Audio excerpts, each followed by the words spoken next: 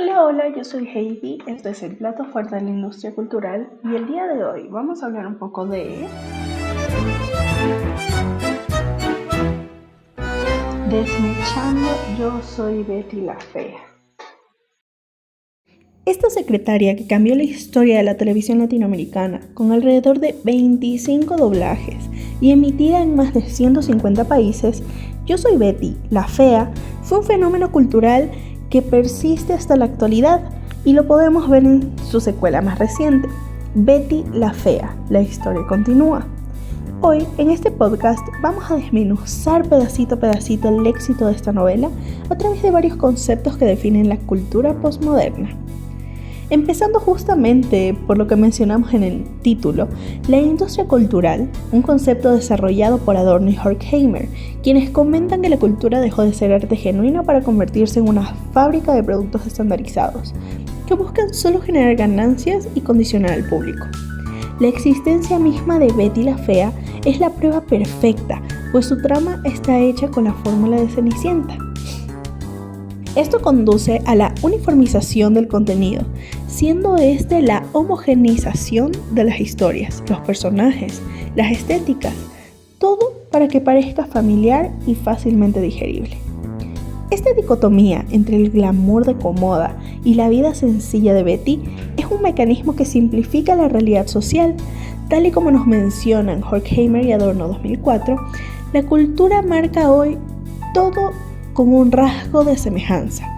Cine, radio, revistas constituyen un sistema. Cada sector está armonizado en sí mismo y todos entre ellos. El objetivo final de esta uniformización es la reificación, el proceso en el que las cualidades humanas se convierten en objetos vendibles. Betty, la brillante economista, no vale nada para Comoda, hasta que su valor profesional se reifica en belleza. Los autores son claros sobre esta asimilación forzada. Las reacciones más íntimas de los hombres están tan perfectamente reificadas a sus propios ojos que la idea de lo que les es específico y peculiar sobrevive solo en la forma más abstracta. Personalidad. No significa para ellos, en la práctica, más que dientes blancos y libertad frente al sudor y las emociones. El éxito, según la industria cultural, no es la esencia de Betty, sino su adaptación a este modelo. Ahora, las más de 20 adaptaciones alrededor de la serie nos recuerdan el estilo postmoderno en el que se pierde la fe en las grandes verdades y se recurre a la mezcla, a esta sensación tan banal del copy-paste. Y esto se llama pastiche, evidenciándose en cómo copian el vestuario, la trama de la fealdad, que es la forma, pero a menudo pierden la sátira social y el contexto económico específico colombiano, el cual es el sentido de fondo.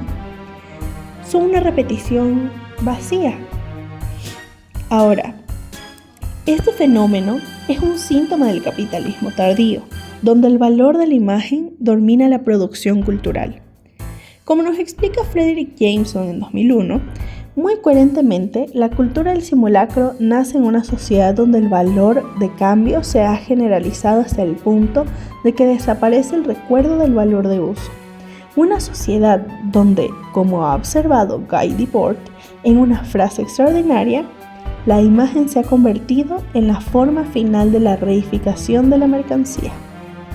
La adaptación es, entonces, la reificación de la mercancía, es decir, la imagen de Betty, repetida, donde el valor de uso, es decir, la crítica social profunda, es sacrificado por el valor de cambio, o sea, la venta global de la franquicia, llevándonos directamente a la lógica del simulacro.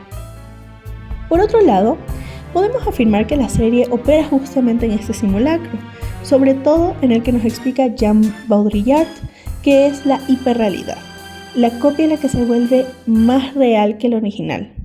Ecomoda, la empresa en la quiebra que proyecta glamour, no solo se proyecta en imagen, sino también en aquellos balances que Betty maquillaba. Eso es el simulacro perfecto. Pero Este fenómeno lo podemos ver muy bien ejemplificado en un personaje en específico. Exacto, Patricia Fernández. Ella vive enteramente en la simulación de riqueza, prefiriendo la ruina económica antes que perder esa imagen de estatus. Es Betty justamente quien en uno de los capítulos define esta tragedia social con precisión al decirle a Patricia, esos 6 semestres de finanzas en la San Marino le enseñaron a gastar, le faltaron otros 4 que le enseñen a pagar. El estatus es un simulacro que debe mantenerse a toda costa para Patricia. De hecho, en otro momento en el que este simulacro se ve justamente reflejado en La Peliteñida, como la conocían, es cuando Berta empieza a utilizar la misma ropa que ella y al sentir que está al mismo nivel de pobreza que el cuartel de las feas, prefiere botar la ropa cuando ni siquiera la ha terminado de pagar y sabemos que no tiene la solvencia económica para comprar más prendas. Esta pérdida del referente real es el motor de la nostalgia, como decía justamente Hermes Pinzón, el papá de Betty, que incluso seguimos escuchando hoy en día. Las ciudades antes eran más seguras, había gente con menos maldad. O su típica frase, el diablo es puerco y ronda por aquí. Esa es la búsqueda de una verdad que ya desapareció. Baudrillard en 1978 nos lo explica así. Cuando lo real ya no es lo que era, la nostalgia cobra todo su sentido. Pujanza de los mitos del origen y los signos de realidad. Pujanza de la verdad, la objetividad y la autenticidad segundas. Escalada de lo verdadero, de lo vivido. Resurrección de lo figurativo, ahí donde el objeto y la sustancia han desaparecido.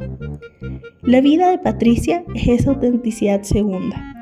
El simulacro de la riqueza es la única verdad que le queda. Finalmente, podemos hablar un poco del kitsch dentro de la serie. Justamente cuando mencionamos esta palabra nos referimos a lo superficial, a la herramienta que utiliza la industria cultural para vendernos emociones fáciles, un arte mecánico, popular, comercial.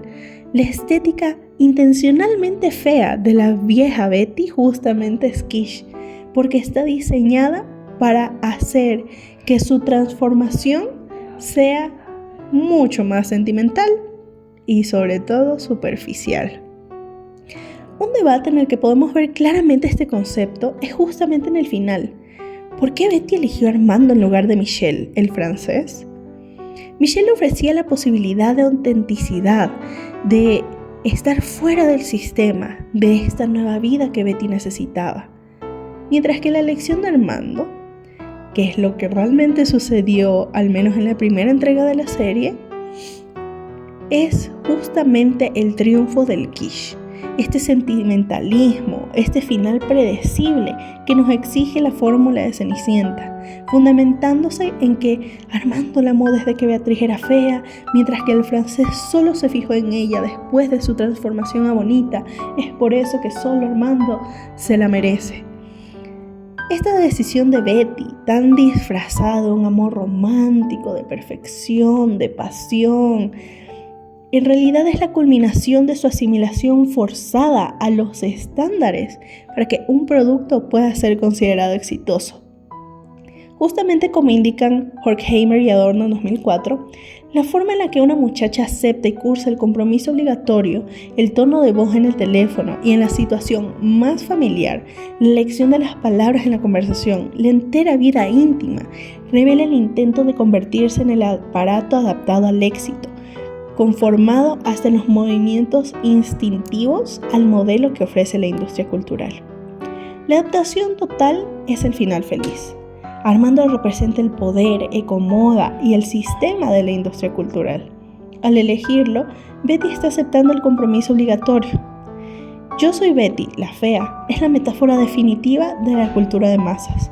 Una historia entretenida que nos muestra cómo la imagen y el simulacro devoran la realidad incluso hoy en día. Espero les haya gustado el capítulo de hoy. Tengan un excelente día. Bye bye.